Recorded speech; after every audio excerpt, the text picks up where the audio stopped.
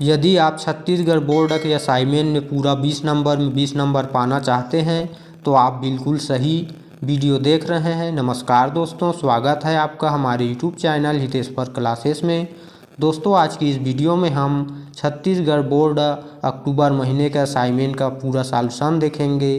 कक्षा 12वीं विषय हिंदी का पहला क्वेश्चन है, जूझ कहानी में पिता को मनाने के लिए लेखक की मां द्वारा दत्ताजी राव की सहायता से एक चाल चली गई है।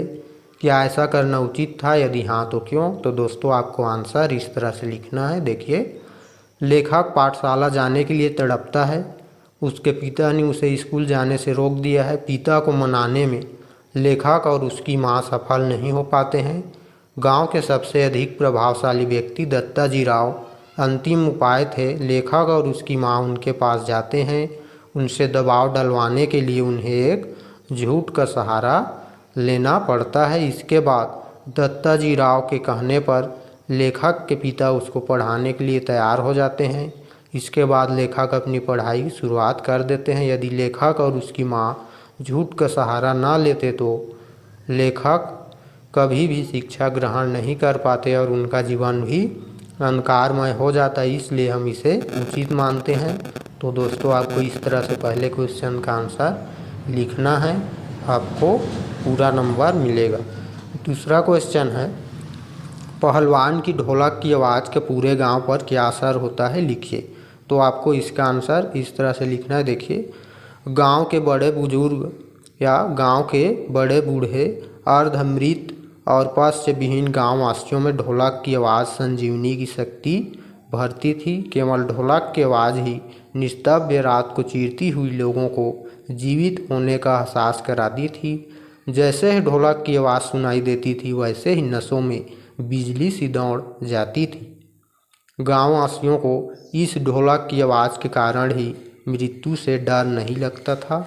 तो ये था दूसरे क्वेश्चन का आंसर। नेक्स्ट है तीसरे नंबर का क्वेश्चन, सहर्ष स्वीकारा है कविता किसको व क्यों स्वीकारने की प्रेरणा देती है? तो इसका आंसर है, मुक्ति बोध की यह कविता अपनी सुख दुख की अनुभूतियों, गरीबी, प्राण विचार, व्यक्तिगत दृढ़ता, जीवन के खट्टे मीठे अनुभव, प्रेमिका का प्रेम व नूतन भावनाओं के वैभव को सहर्ष स्वीकार करने की प्रेरणा देती है। इससे व्यक्ति का जीवन सहज होता है, वह स्वयं को प्रिय से जुड़ा हुआ पाता है। तो दोस्तों, ये था तीसरे क्वेश्चन का आंसर। और चौथा क्वेश्चन है, गद्यांश को पढ़कर पूछे गए प्रश्नों को उत्तर दीजिए। तो का नंबर का क्वेश्चन है, कस्टम वाले की किताब पर क्या लिखा था? तो इसका आंसर है, कस्टम वाले की किताब पर लिखा था, शमसुल इस्लाम की तरफ से सुनील दास गुप्त को प्यार के साथ, ढाका 1946। तो आपको ऐसे लिखना है। खा है, कस्टम वाला कहाँ का था, वह भारत कब आया था? इसका आंसर है, कस्टम वाला ढाका का था। ढाका एक जगह है, तो कस्टम वाला ढाका का था।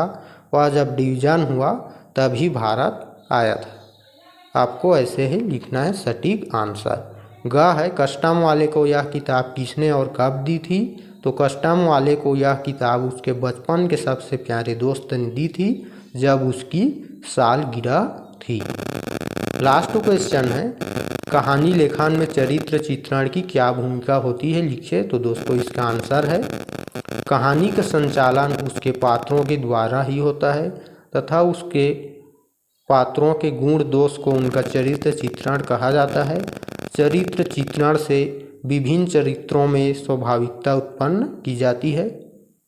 संवाद कहानी का प्रमुख अंग होते हैं।